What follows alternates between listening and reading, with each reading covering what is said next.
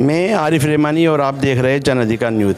आज जनता की बेहद मांग के बाद पार्षद और एमएलए ने मिलकर रामगढ़ क्षेत्र में जो जच्चा खाना था उसको डेवलप कराते हुए यहाँ पर राजकीय शहरी स्वास्थ्य कल्याण के नाम से एक हॉस्पिटल का उद्घाटन करने जा रहे हैं, जिसमें मेन भूमिका जनाब अमीन कागजी साहब की रही है। उन्होंने पिछले 5-4 सालों में लगातार निरंतर काम किया है और इस क्षेत्र में जिस तरह से शहरी विकास स्वास्थ्य कल्याण की ज़रूरत थी उसको डेवलप करा के आज उसको उद्घाटन करने जा रहे हैं। जनाब अमीन कागजी के द्वारा ये उद्घाटन किया जा रहा है और आपको दिखाते हैं कि किस तरह से यहाँ तैयारियाँ जोरों से चल रही है। ये 50 बेड का अस्पताल बनाया जा रहा है। हम आपकी मुलाकात कराते हैं जनाब आजी निजामुद्दीन साहब से, जो यहाँ के सेवक है, यहाँ के संभालते हैं अस्पताल को। सर, आपका स्वागत है हमारे चैनल पे। अभी तक जो पुराना अस्पताल था वहाँ पर क्या क्या सुविधाएं दी जा रही थी? देखिए, ऐसा था कि ये सन 47 के अंदर जच्चा खाना बना था, 1947 में। उसके बाद में ये जच्चा खाना चलता रहा। 2004 के अंदर सेंट्रल हुकूमत ने इसकी सुविधाएं ख़त्म कर दी थी। जो वहाँ से या पेमेंट हुआ करता था वो नहीं हुआ। उसके बाद में ये बंद हो गया। पंडित नवल किशोर जी शर्मा से हमने मिलकर को इसको डिस्पेंसरी के रूप में चालू करवाया। 2004 में पुण्य चालू करवाया और उसके बाद में हमारी अभिलाषा यही थी कि इसको वापस जच्चा खाना शुरू किया जाए। लेकिन हम प्रयास करते रहे। मोहनलाल जी गुप्ता भी एमएलए रहे, ब्रिज किशोर जी भी रहे और वो सारे यहाँ पर एमएलए रहे और हमने उनसे कोशिशें की, लेकिन वो कोशिशें कामयाब नहीं हुई। जब अमीन साहब यहाँ पर जीत कर गए और उनसे हमने बैठ कर के बातचीत करी तो इन्होंने हमारी बात को संजीदगी से लिया और लेने के बाद में इसके ऊपर हमने कार्रवाई की और अल्लाह का शुक्र है आज ये बिल्डिंग बनी हुई आपको नज़र आ रही है।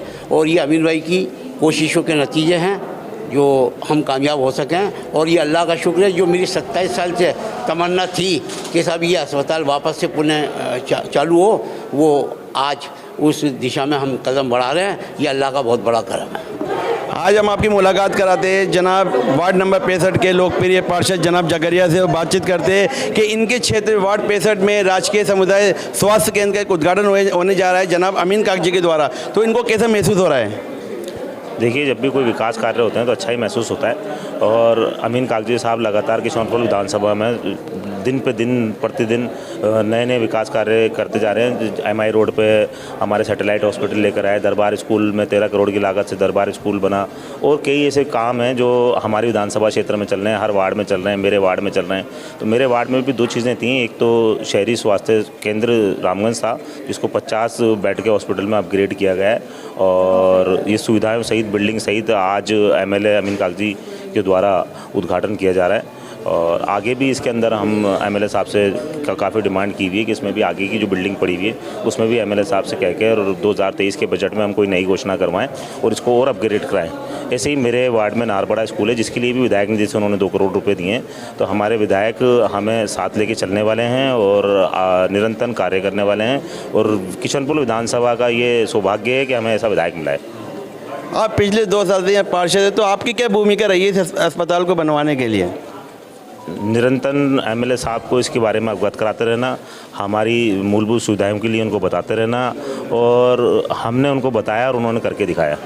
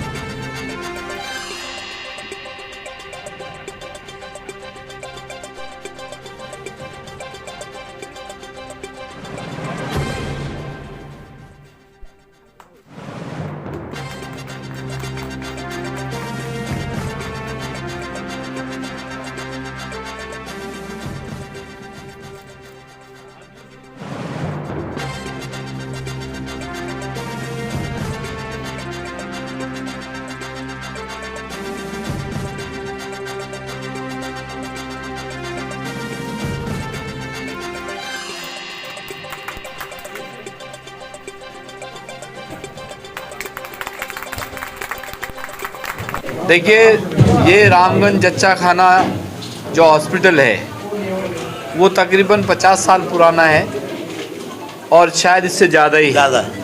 लेकिन पिछले गुज़िश्ता सालों में इसमें कोई बहुत महत्वपूर्ण काम बिल्डिंग को लेकर नहीं हुआ। पुरानी हेरिटेज बिल्डिंग, पुरानी बिल्डिंग जहाँ बनी हुई थी उसके पीछे जो जगह खाली पड़ी हुई थी, उसमें जब मैं विधायक बना तो यहाँ के लोगों की एक ये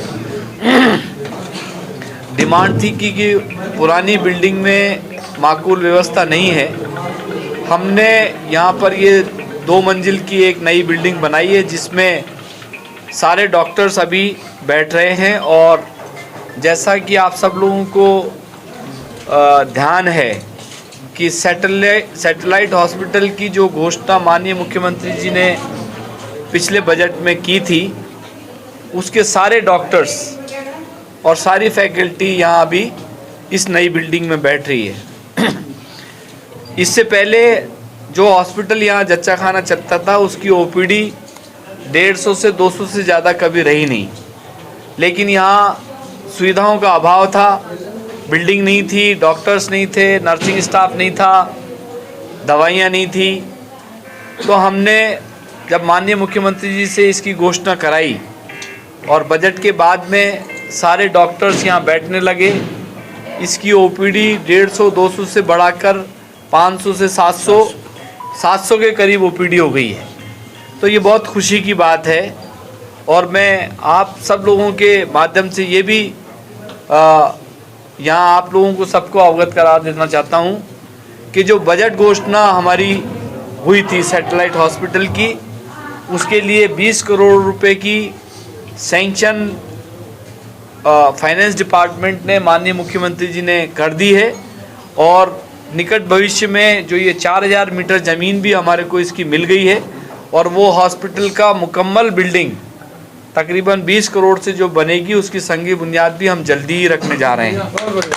तो मैं समझता हूँ कि ये जो चीज़ें हम इस टेन्योर में कर पाए, आप सब लोगों को पता है कि ये रामगंज मॉडल और रामगंज में जिस तरीके का कोरोना का प्रकोप था, हम सब ने आप सब ने मिलकर इस लड़ाई को लड़ा और हम इसमें जीते।